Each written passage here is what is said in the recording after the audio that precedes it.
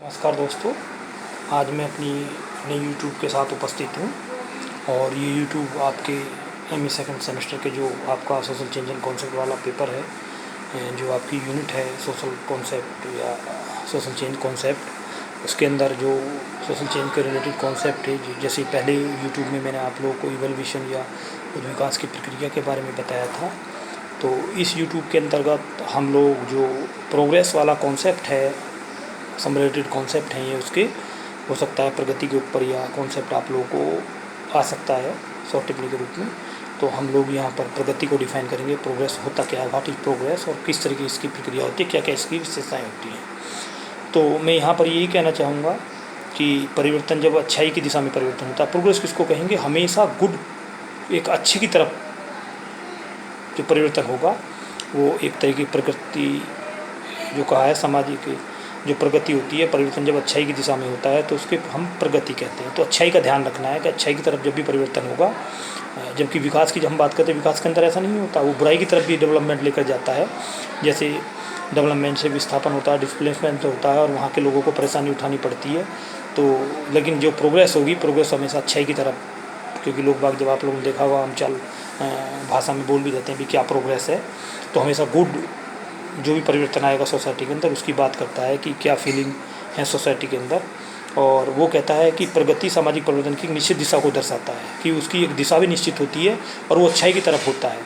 प्रगति के कॉन्सेप्ट जो हैं, इन चीज़ों को समझ रहे होंगे आप लोग। और प्रगति में समाज कल्याण और सामूहिक हित की भावना छिपी होती है। देखिए कितनी मेन चीज़ों को यदि हम फोकस जब हम शॉर्ट टिप्पणी में लिखने के लिए आए हैं तो हम बताएंगे अच्छाई की तरफ परिवर्तन होता है और एक निश्चित दिशा होती है और इससे सामाजिक कल्याण और सामूहिक हित की भावना जुड़ी होती है। तो ये एग्जामिनर जो होता है हमारा इन्हीं चीज़ों पर नंबर रखता है। तो इन चीज़ों को आप मेन फोकस कर लें इस कॉन्सेप्ट के अंदर। और एक सामूहिक हित की भावना छिपी होती है। और निम को आपने बताया कि प्रगति का अर्थ अच्छाई के निर्मित परिवर्तन से है, कि परिवर्तन जो होगा वो अच्छाई की तरफ यदि परिवर्तन होता है तो हम उसको प्रोग्रेस कहेंगे। इसलिए प्रगति इच्छित परिवर्तन है और इसके माध्यम से हम पूर्व निर्धारित लक्ष्यों को पाना चाहते हैं। जो प्रोग्रेस होगी, यहाँ ये कहता है कि पूर्व में हमने एक लक्ष्य निर्धारण कर लिया, उस लक्ष्य का निर्धारण करने के बाद जब हम उसको प्रयास करते हैं, उसको पाने की कोशिश करते हैं, तो वो प्रोग्रेस कहलाती है। और मैकॉलम पेज ने आग्रह किया करते हुए कहा है कि हम लोगों को उद्विकास और प्रगति को एक ही अर्थ में प्रयोग नहीं करना चाहिए। वो कहते हैं कि हम उद्विकास और प्रगति को एक ही अर्थ में प्रयोग नहीं कर सकते। यहाँ सामाजिक कल्याण की भावना है, यहाँ अच्छाई की तरफ परिवर्तन हो रहा है, एक निश्चित, वो वहाँ भी निश्चित दिशा की तरफ परिवर्तन होता है, लेकिन यहाँ हम उन चीज़ों को एक नहीं समझना चाहिए। दोनों में काफ़ी अंतर है, काफ़ी परिवर्तन है और दोनों बिल्कुल अलग अलग अवधारणाएँ हैं।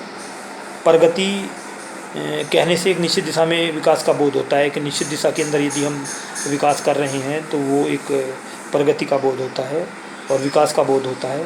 विकास हमेशा इच्छित विकास होता है। विकास का जो हमेशा होगा इच्छा के आधार पर होगा कि हमें ये विकास करना है, तो विकास होना ही होना है। और समाज के लोग ये चाहते हैं कि किसी विशेष किस्म की प्रगति होनी चाहिए। वैज्ञानिक शिक्षा का प्रचार प्रसार होना प्रगति का एक उदाहरण है। वो कहते हैं कि निश्चित दिशा की तरफ हो रहा है और वैज्ञानिक दृष्टिकोण यदि हम अपनाते हैं, क्योंकि हमारे फंडामेंटल राइट के अंदर भी लिखा हुआ है कि वैज्ञानिक दृष्टिकोण का हम लोग विकास करेंगे, कि वैज्ञानिक परिप्रेक्ष्य हम लोग अपनाएंगे। आप लोगों ने देखा होगा जब कोई मंत्री मिनिस्टर किसी अंधविश्वास की तरफ होता है तो उसकी काफ़ी आलोचना होती है, क्योंकि हमारा कॉन्स्टिट्यूशन उसकी इजाज़त नहीं देता। हम लोग को अपना वैज्ञानिक दृष्टिकोण रखना है, अपने राष्ट्र को उन्नति की तरफ लेकर जाना है। और ये कहते भी हैं इसके माध्यम से कि क्योंकि इसके माध्यम से समाज हम एक इच्छित दिशा की ओर ले जाते हैं समाज को, सोसाइटी को। और हम जानते हैं कि प्रगति एक योजनाबद्ध सामाजिक परिवर्तन है और मनुष्य के ज्ञान में वृद्धि होना विकास कहा जा सकता है। और ये कहते हैं प्रगति एक योजनाबद्ध सामाजिक, ये प्लान सोशल चेंज, जब हम आगे प्लान सोशल चेंज का एक आपका पूरी यूनिट भी है कि कैसे प्लानिंग कर जो जितनी भी योजनाएं हैं, वो आर्थिक योजनाएं हों, पंचवर्षीय योजनाएं हों या नीति आयोग विभिन्न योजनाएं अब बना रहा है, उस योजनाओं के अकॉर्डिंग हम काम करते हैं, तो वो एक प्रगति है, प्रोग्रेस है। प्रोग्रेस कहते हैं, प्रोग्रेस रिपोर्ट, अच्छाई की तरफ क्या आप लोग कर रहे हैं। और सामाजिक प्रगति की अवधारणा को अच्छी तरह समझने के लिए प्रगति और विकास के बीच अंतर को ध्यान में रखना उपयुक्त प्रतीत होता है। और दोनों के बीच काफ़ी अंतर मालूम पड़ता है। उद्विकास, अब देखिए यहाँ पर दोनों के अंतर हम देखें, क्योंकि उद्विकास को हमने क्लैरिफाई कर लिया, प्रगति को क्लैरिफाई कर लिया क्या प्रगति है। अब दोनों के थोड़े डिफरेंसेस इस टॉपिक के अंदर थोड़ा डिफरेंट करने की कोशिश करते हैं कि उद्विकास की प्रक्रिया स्वतः प्राकृतिक नियमों के द्वारा चलती है। देखिए यहाँ पर वो क्लियर हो जाएगा मन के अंदर आप लोगों के कि वो प्राकृतिक नियमों के द्वारा अनुसार चलती है, जबकि प्रगति वांछित दिशा की ओर नियोजित परिवर्तन है, प्लान्ड है और जैसा हम चाहेंगे, जिस तरफ हम जाना चाहेंगे वांछित रूप से चलती है, जबकि उद्विकास प्रकृति के द्वारा नियमों के द्वारा चलता है। दूसरा जो उन्होंने इसमें अंतर बताया कि उद्विकास एक मूल्य निरपेक्ष अवधारणा है। यहाँ मूल्य की कोई बात नहीं होती, परंतु प्रगति जो है वो वैल्यू लोडेड अवधारणा है, इसमें मूल्य पाए जाते हैं, नॉर्म्स पाए जाते हैं, वो उनकी बात करता है। और तीसरा बताता है उद्विकास को समाज और संस्कृति में अंतर्निहित जो भी हमारे कारक हैं पर आधारित माना जाता है। उद्विकास को समाज और संस्कृति के अंतर जो भी आंतरिक कारक हैं, इंटरनल फैक्टर हैं, उन पर आधारित माना जाता है, जबकि प्रवृत्ति मानव की उन्नति की भावना से जुड़ी हुई है। यह मानव के सार्थक प्रयासों को दर्शाता है, प्रगति जो है।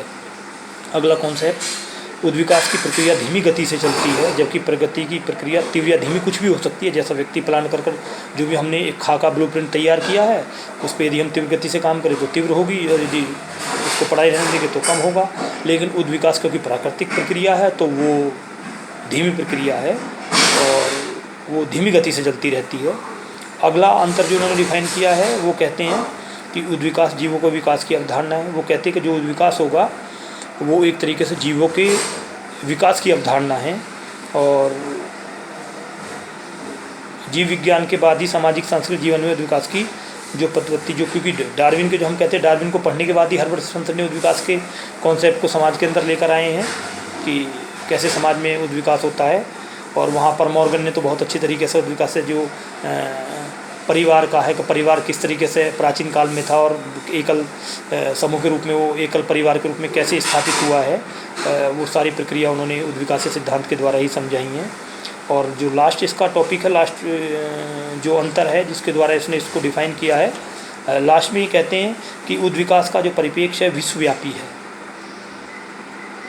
उद्विकास को पूरे विश्वव्यापी है, जब ही प्रगति का परिवर्तन देश और समाज विशेष के लिए होता है। यो कहता है कि जबकि जो प्रगति है, प्रगति का परिप्रेक्ष्य देश और समाज विशेष के लिए होता है। यहाँ पर उन्होंने प्रगति को डिफ़ाइन किया है, और प्रगति और फिर वहाँ पर उद्विकासीय और प्रगति के बीच में अंतरों का विभिन्न कारणों के द्वारा मैंने बताने की कोशिश की है। और मैं आशा करता हूँ कि आप लोग मेरे इस YouTube का जो भी मेरी वीडियो है इसे लेकर लाभ प्राप्त करेंगे।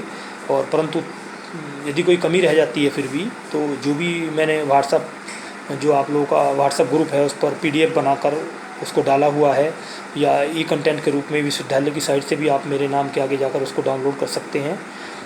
और अगली जो YouTube आपकी वीडियो स्टार्ट होगी, वो वीडियो आप लोगों की डेवलपमेंट के ऊपर होगी, और मैं फिर उपस्थित होऊंगा डेवलपमेंट, क्योंकि इसके सब रिलेटेड कॉन्सेप्ट हैं, उन पर टिप्पणियाँ महत्वपूर्ण हैं जो बनती हैं, और उसके साथ मैं आप लोगों के समक्ष उपलब्ध होऊंगा। धन्यवाद।